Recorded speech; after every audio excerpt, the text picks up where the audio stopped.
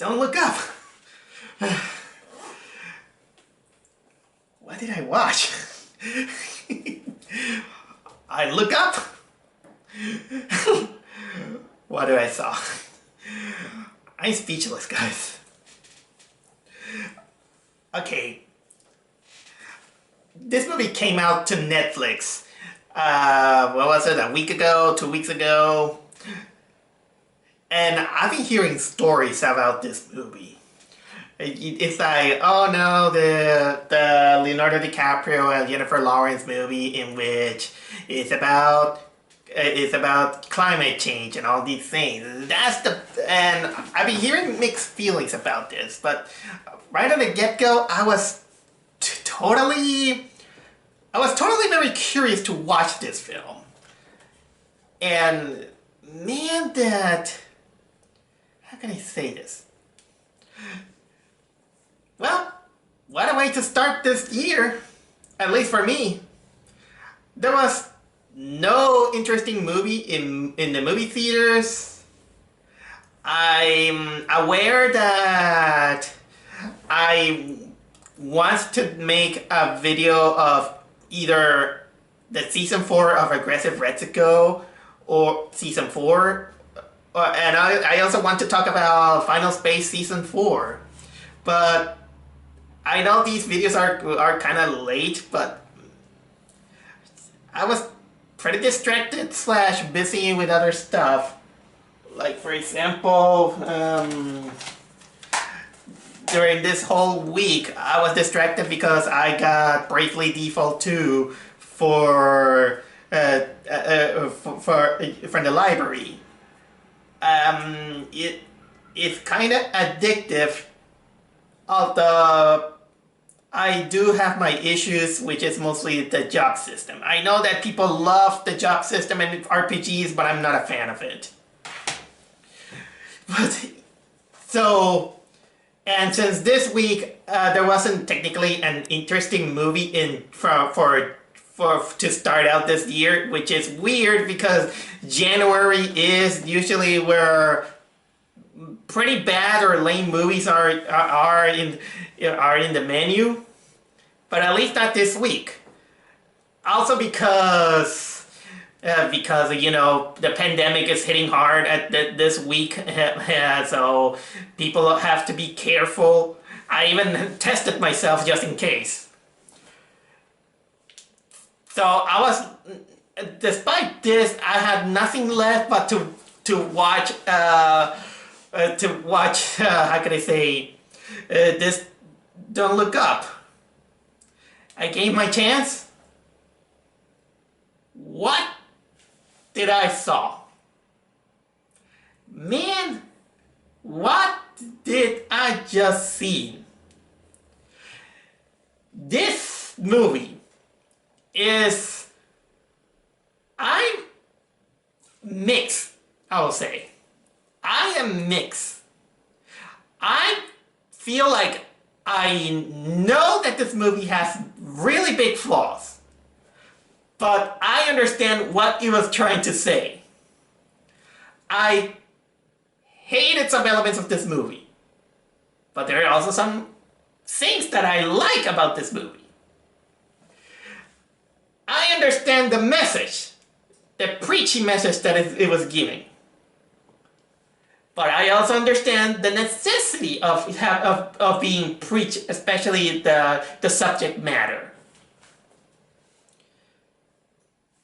So I just finished watching this movie an hour ago. So I was even up to this day, my mind is kind of battling between each other how I can tell. How can I say this is a legitimately good movie or is it legitimately a good bad movie? And the best way I can describe it is you make your choice. It's funny because the first movie I saw last year was this Run Hide Fight movie, which that one I gonna commend it as a kind of like like kind of like this Die Hard knockoff, but with a more kind of can say into a more modern stuff political thing into it. I'm sorry if I'm struggling to not make this thing too political or anything, but sometimes when the movie asks for it, you kind of ask me for my opinion, and I try to make it as neutral as possible as it is. And in this case, for Don't Look Up, they wanted to make an allegory of climate change, and that people they're kind of warning everyone, but because of the media circus and the political circus that is happening, people were like, I don't know, things are gonna get better or something like that. And this movie is, believe it or not, is a satire. It's a comedy satire, but boy, that a lot of the things that it goes through, it punches you in the gut if you kind of get it. If you get what it is a big punch in the gut. And this could either goes into its favor or it's not. Right now this movie is pretty divisive, I would say. Some people, they say that, well, yeah, that's something that I needed. So you got me here now talking about it, and I'm conflicted. I'm conflicted to whether I like it or not, even though I get what it was trying to say. And honestly, I'll say this one thing. I don't mind environmental films. There's some that I actually like. And honestly, between all this, well, I'm not exactly, how can I say, the most environmental guy there is, because I'm just, well, human and all these things, and I commit faults and everything. Sometimes I do my best, and I am actually one of the few people in the world that actually like the inconvenient truth. The Al Gore PowerPoint movie that everyone did say that, oh my god, and everything, you're such a preachy guy. Well, look what happened to the South Park guys. That's the only thing I'll say. But, well, I think it's some time for me to talk about my biggest and my lows that I do have with Don't Look Up. I do want to clarify one thing. This movie deserves to be a spoiler review, because my god, I do want to explode about that, about almost the whole movie. So I warned you before that. I'm gonna try my best. I'm gonna give my spoiler things, but man, that there's something to talk about. No.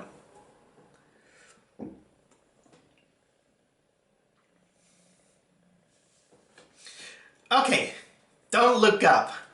So the movie stars Leonardo Dicaprio and Jennifer Lawrence. Both are astronomers who while doing their astronomy routine, they find out that there's this big giant comet, a gigantic comet, but it's, according to them, about the size of the Himalayas. Is gonna crash into Earth, and is gonna wipe out everyone in 6 months. So they go to the White House, where the President of the United States is none other than what was it again? Meryl Streep, and of course Meryl Streep, because she is kind of like this how can I say, this colorful personality and all these things, and she cares more about, the election, all these things. She goes into deaf ears, and well, basically we all go to, the astronomers are trying their best to warn humanity that this comet is coming, everyone is gonna extinct, but either politicians, the media, people from technology and all these things, they go like, I don't care. It's nothing that's gonna happen. Don't worry about it, or something like that. It just kind of brush it off like nothing bad is gonna happen. And man, that a lot of these things either it's gonna brush up as being kind of cringe. It took me like kind of like 15 minutes, and I wanted out of this movie because. Man, that the cringe is understandable what it was going to do, but damn. Don't get me wrong, I like the angle of the story. Even though I saw many cartoons and even stories in anime that they do technically the same. That there's kind of like this big giant threat that is gonna wipe out humanity. But everyone just fall into deaf ears because they rather to ignore it and be happy. Don't worry, be happy, which I kind of understand a little bit where it was coming from. Because I'm kind of a little bit of a cynical person, and sometimes I think that, yeah, positiveness is good, but you can't be overly positive.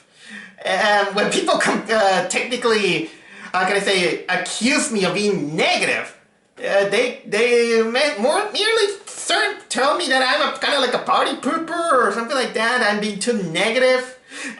But sometimes when people sit, they go like, "You're right." Sometimes.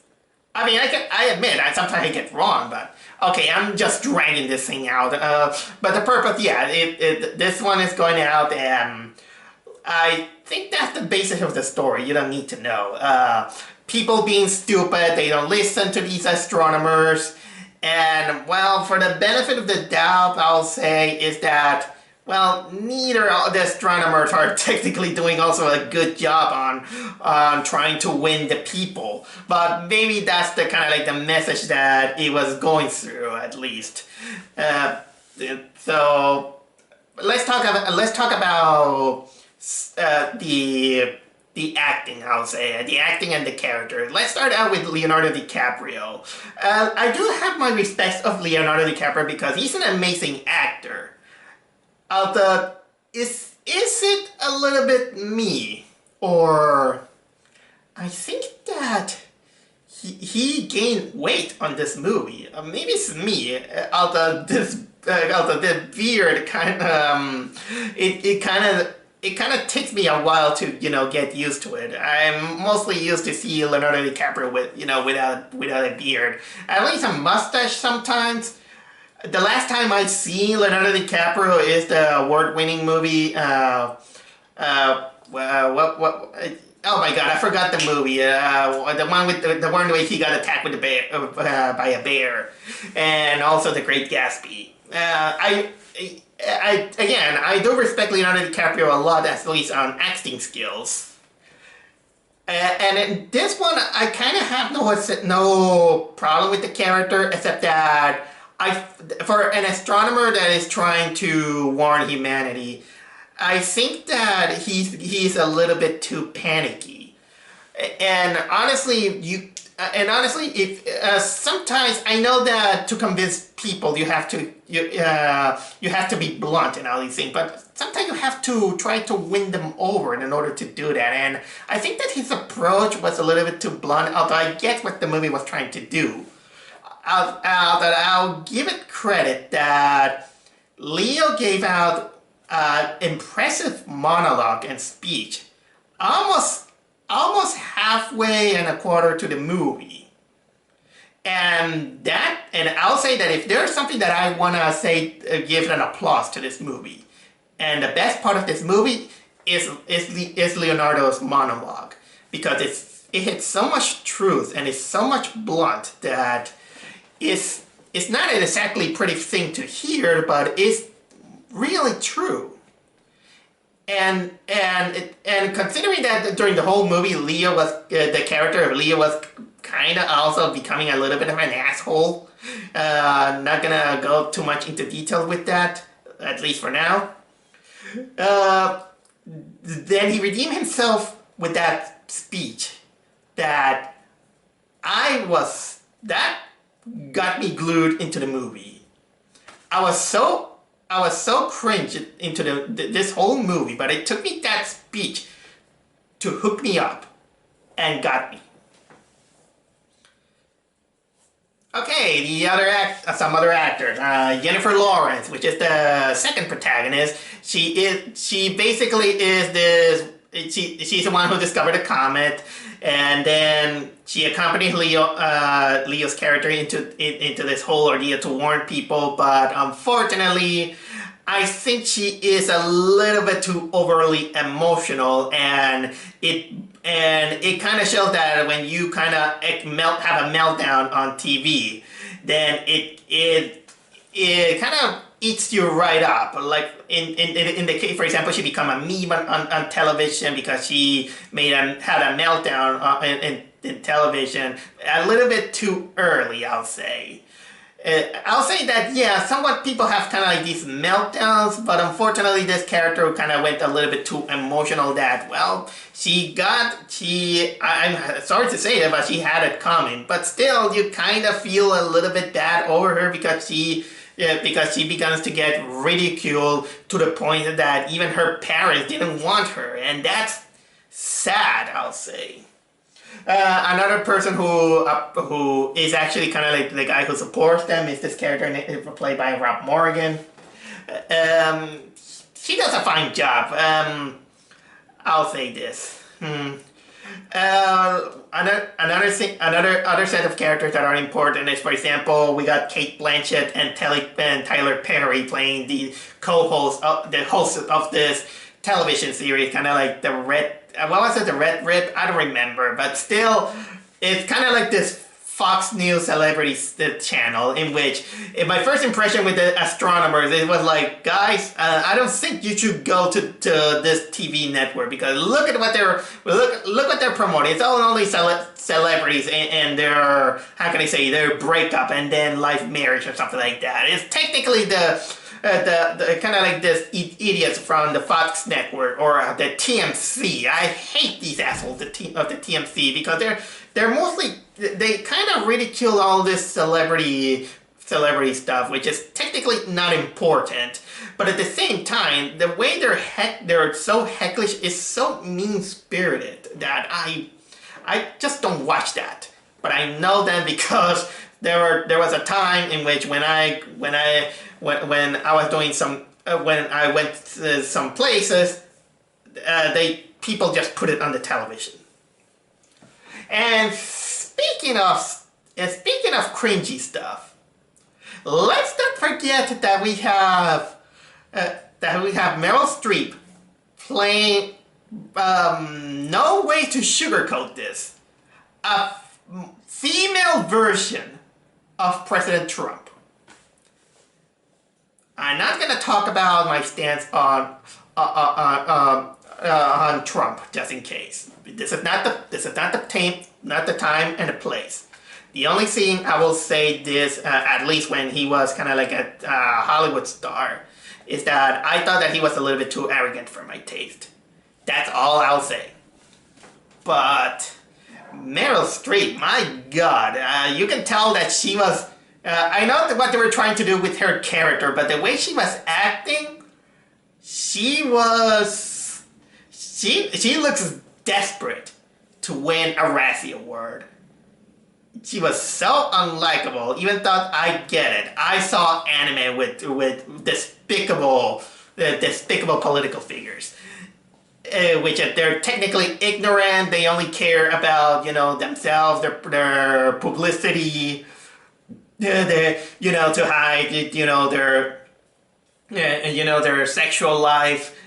And let's not forget that due to nepotism, she also hired her son to become the chief of staff, and he's played by Jonah Hill. And my God, give a Razzie Award also to Jonah Hill, because every time Jonah Hill shows up, he's always doing these awkward lines, and my God, that you just want to punch him in the face. And don't get me wrong, it's not that I have some kind of preference to Jonah Hill or something like that, but somehow I kind of begin to understand Jay Baruchel's role in This Is the End. You know that in the movie This Is the End, Jay Baruchel had kind of like this hatred toward Jonah Hill. I know that it's an exaggerated movie, but I kind of begin to feel like that every time he appears. And sometimes there are moments in which you'll say that, what are you saying? Or what are you doing?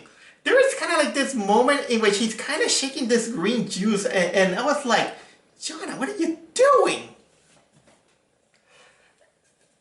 And another character that kind of makes you cringe is this guy, what was it, played by Mark Rylance. He's technically an evil version of Steve Jobs / Bill Gates. This guy who he thinks that he's all that because he built technology and all these things and all that. My God. There are some other characters that kind of slipped into my mind. Like, for example, we got what was the name of we got Melanie Linsky as the character Leo's wife. We got her two sons. There's also this guy who shows up later into the movie. There's a lot. There is kind of like a cast. I'll give it that. But man, that these caricatures of characters. And for further explanation for that, you'll have to wait until I get into some of the elements of this movie. Do you know that sometimes you can tell the preachiness of the movie just by how it was edited? Well, this movie, I understand how how it was edited, but I didn't like it. It's honestly, and by coincidence, I would say mostly, is that the more I was watching the movie, and it comes parts in which they have this choppy editing in some parts, it kind of began to remind me some of the editing of The Matrix Reloaded, in which they wanted to co-join two scenes, and then they show this, and then this moment, then the moment before, then this moment like that, and I don't like this kind of storytelling, and I think they did that 3 times. Not exactly sure, but I didn't like when the editing goes like that, because it how can I say it doesn't feel coherent and linear. It feels more confusing than clever, I'll say.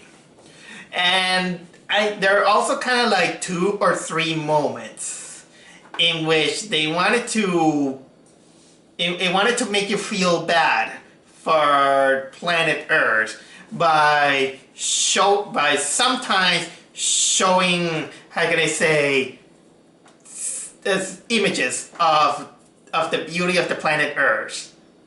Although this is kind of ruined when you see the idiocy and the stubbornness and the greed of people during this whole movie. Which, yeah, we get this. For example, one of the first time that happened, it kind of gave me kind of like a bit of a whiplash, in which we see kind of like the shot of the comet going into Earth, and it's going into its way. It's going into its way. Then we get a shot of the beautiful sea with the waves crashing. Then we got this cute lizard acting cute. Maybe it's an iguana, I don't know. It's kind of like a lizard. And then a scene of garbage being picked up by the garbage man.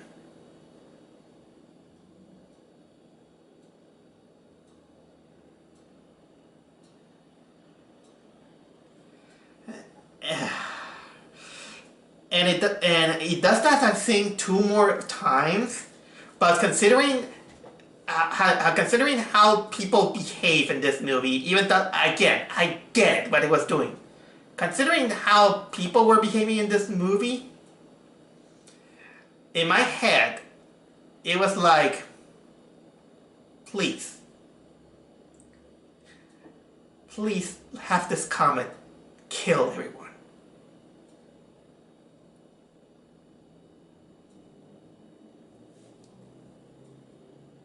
Very depressing thing to say. Very cynical thing to say, but that was what was happening in my head into this whole movie.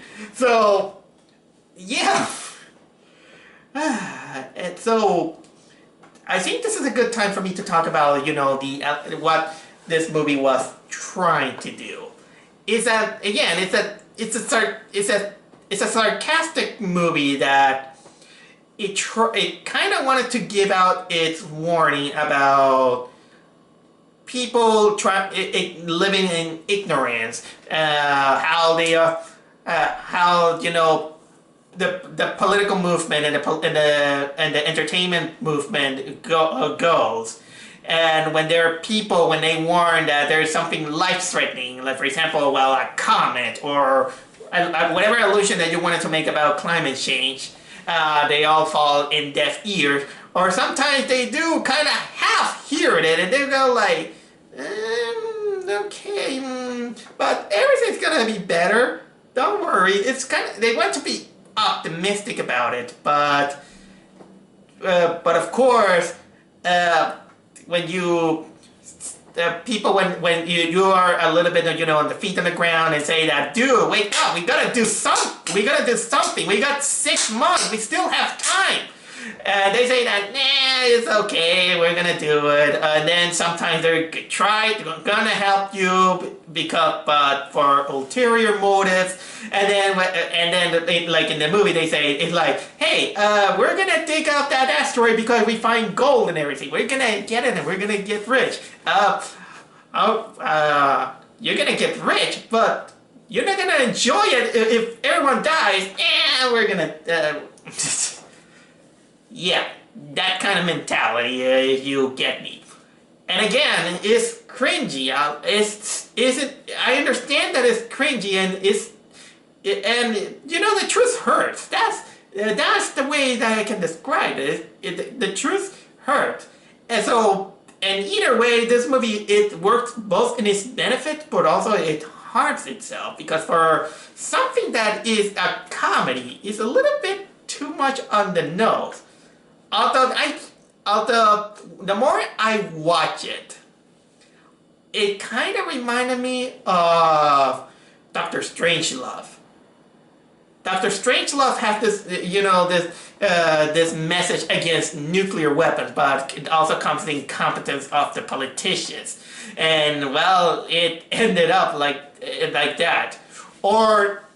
And also there were times in which, in my head, I think that that it needed someone like Mel Brooks to make this movie kind of like funnier, because for something that is called as a comedy, I didn't feel like that.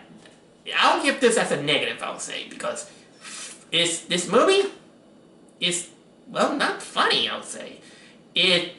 Sometimes the message is a little bit too serious to be funny. And this is why I think that Meryl Streep and Jonah Hill and what was it again? Mark Rylance way of cartoony behavior, cartoony villain behavior, it kind of ruins kind of like like what the movie was trying to do. And if the director or the writers, they have kind of like good intentions of bringing some kind of message into it, maybe it didn't work. It didn't work, and I didn't think that the movie would earn itself to be funny or serious enough. Man, I'm jumbling myself. Let's say that it feels like the tone wasn't handled well enough. And don't get me wrong, I like tonal whiplashes, I'll say. Sometimes I like when, when things are, funny and then it gets overly serious. Take for example Gintama, I'll say. Gintama is one of my favorite anime shows. And it's mostly a comedy, but it has its serious moments that they're really good and really catch you. But it feels earned because it takes their time.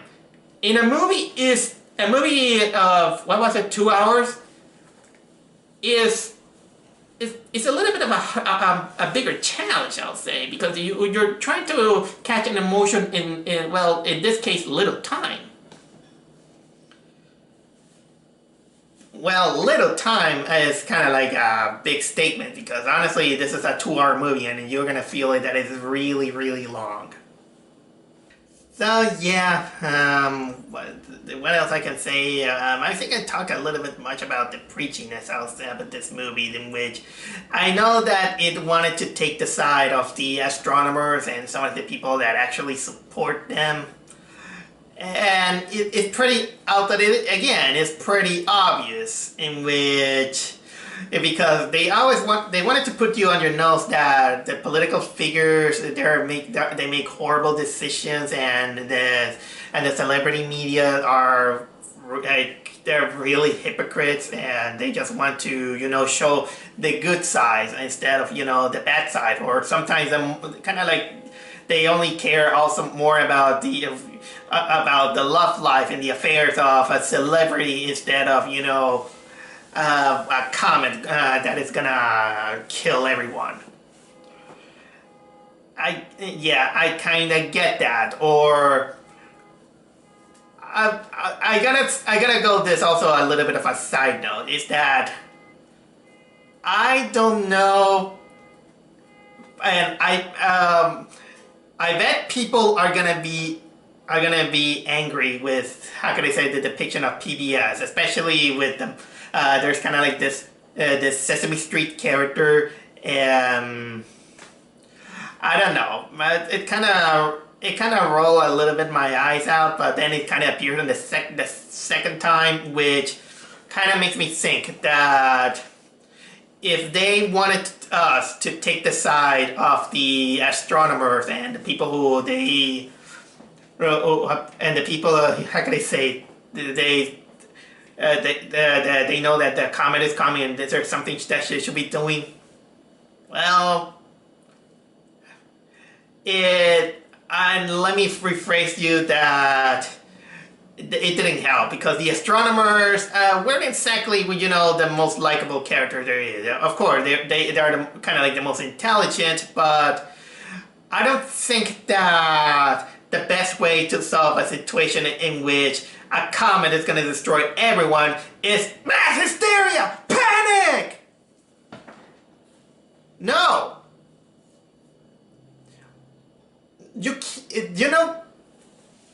I know that when you want to give a warning about how can I say, about global warming and all these things, panic is not exactly a good idea, because we as human beings, we have to have a kind of like a balance in which we can solve problems if we keep ourselves calm, but at the same time be aware of what is happening. I mean, and portraying these people, as hysteric, panicky, and that they just want to warn without thinking about the consequences all around. It doesn't work. I mean, and it kind of shows at the end of the movie when finally the mass hysteria happens.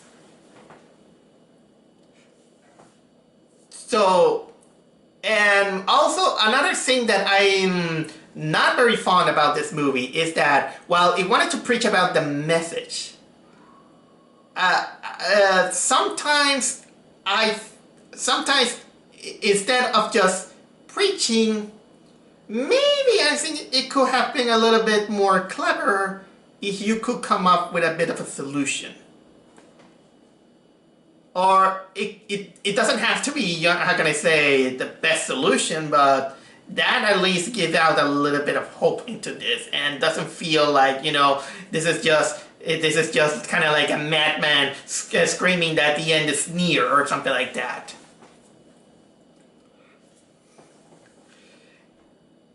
This pretty much all I have to say about this.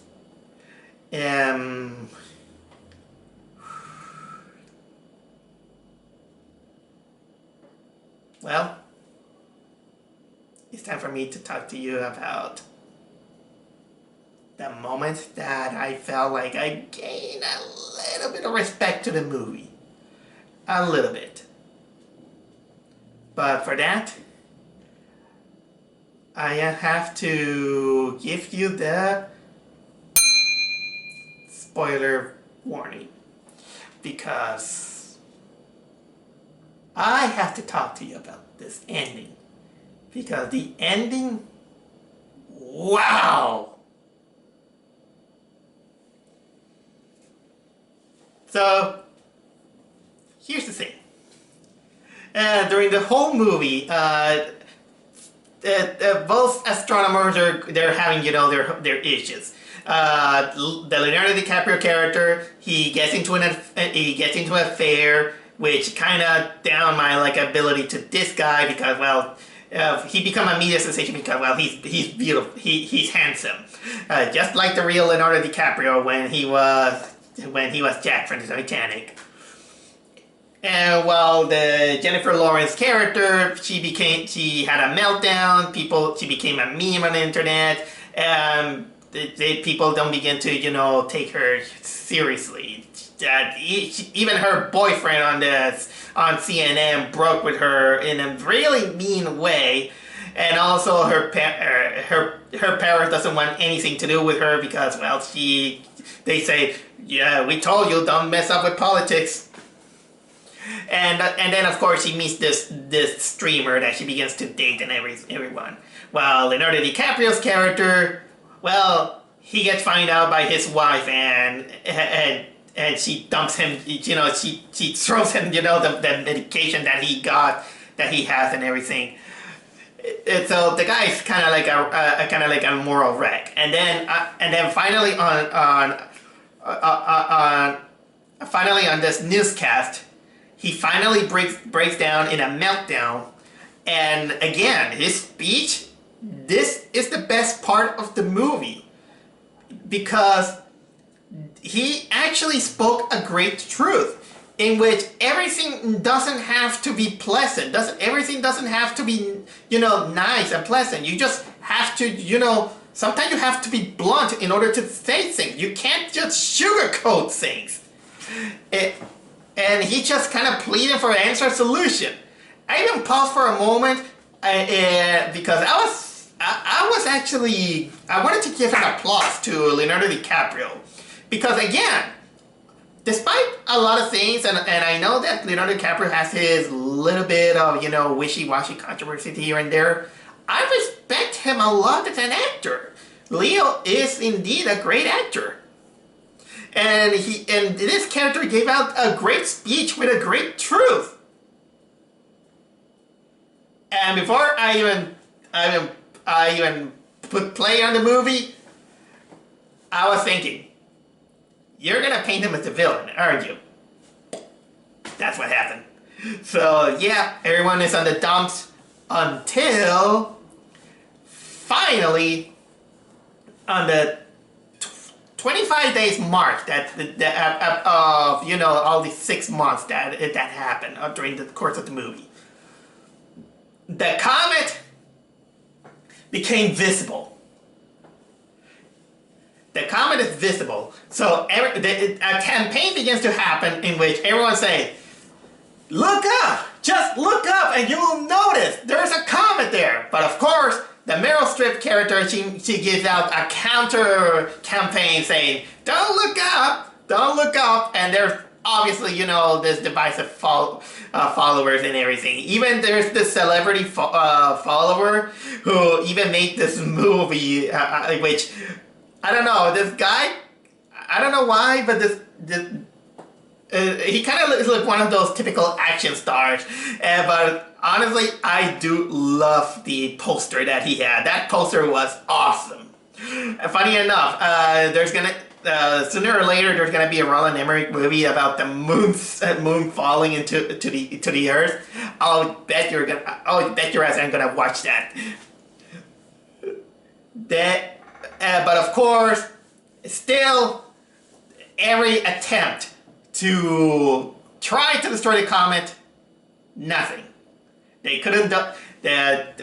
I mean, I forgot to even mention that the first attempt to try to destroy that comet, it kind of fell it kind of fell short because they canceled it and they wanted. You know what? I'm just rambling. Don't pay attention to that. But still, they couldn't even get help from either Japan or Korea or Russia, or because I bet that other countries will be interested also to save the planet. But no, then when the time is late, finally when one Meryl Streep supporter finally watching this guy, he finally sees the comet and he's like, ah, you lied to us! And then mass hysteria. In the final days, the Leonardo Dicaprio character, Jennifer Lawrence, and almost all the good characters, they just reunite into the Leonardo DiCaprio's wife's house, in which they finally make peace to each other, and they begin to have this dinner, which it's kind of like sweet, but still in your mind it's like, this is depressing because you know the world is being destroyed. And during this whole time, I was kind of asking for at least some kind of positivity into the movie. Even I began to remember the Simpsons episode, and I was thinking into my head, que sera, sera. You know what I'm doing. And then of course, the Meryl Streep group, they kind of fail on getting their goal and having their pots because their drones, they exploded in the because of the meteor stuff. So she and the tech guy, they run away for getting the Jonah Hill son. Apparently they're gonna launch. She and a couple of other people are gonna decide to launch into space in order to cryogenetically freeze and everything. You know how stupid it gets. And well, I thought that this movie was gonna go, with the Simpsons, the Simpsons ending, in which the comet, once it reaches the atmosphere, it disintegrates because of the contamination. No, this one pulls out Dr. Strangelove moment. The world gets destroyed. In my head, I was like,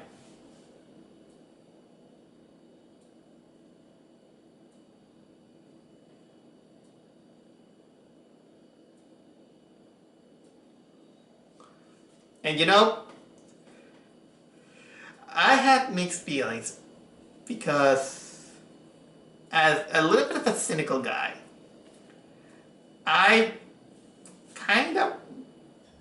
this movie kind of gave me one thing that I did wanted to see in some media. You know that there are some movies in which you see how shit the world is, and there is this impending doom, and you kind of wish for the world to be destroyed, like I said before. Well, it got me. I kind of wish not to see, some decent people being destroyed or something like that. That's kind of like my moral dilemmas that I usually struggle when I think about that. But seeing the world destroyed. My God. I was like, whoa. And I get what the movie was getting into. The movie wanted to give out a message that sometimes that if you ignore those problems, once it is too late, nothing can be done and you're gonna face the consequences. I get that. And I bet people, they all get that. And honestly, this is reason enough to shit on this movie and saying that it's a terrible movie, a very preachy movie. And yeah, I kind of understand that, although it feels kind of like depressing to, when you think what this movie is and how many, how can I say, hurtful truths it is, even when you're taking it a little bit sadistically. But then, much to my how can I say, anger, it has a mid-credit scene, which is 20,000 years into the future, in which some of the survivors, even the Meryl Streep and Mark Ryland's character, they all go naked into the new reincarnated world in which dinosaurs begins to, repopulate the world. At least that mid-credit scene gave me the satisfaction to see Meryl Streep's character being eaten by one of those, what was it called? I don't remember. One of those the dinosaur bird like Bronchosaurus or something like that. Although I hated more the kind of the Mark Ryland's character, because he was kind of like this asshole Steve Jobs, in which for some reason he kind of looked like an unlikable Steve Martin. And for some reason, this movie has a post-credit scenes in which somehow the only survivor of the meteor crash or comet crash was Jonah Hill.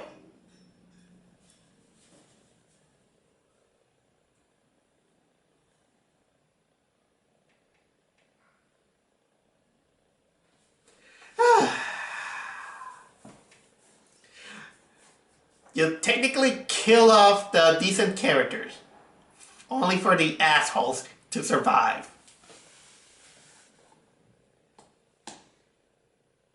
Talk about a movie that is wanted to bring out a message in which, well, the world is going to be destroyed, but stupidity never dies.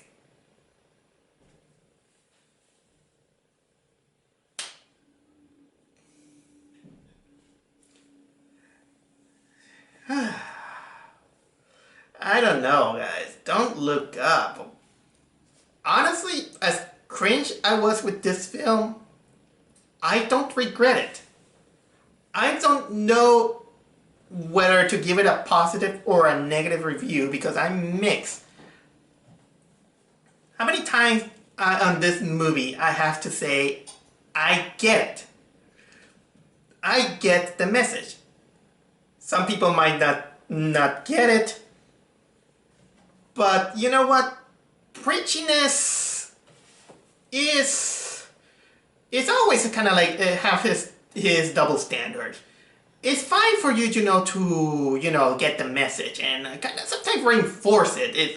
Because we need some reminder about the problems that it's having. But honestly, preachiness can be a little bit more acceptable if you kind of come up with kind of like a possible solution, I'll say. And this movie gave out no solution. It just kind of showed how shit humanity is.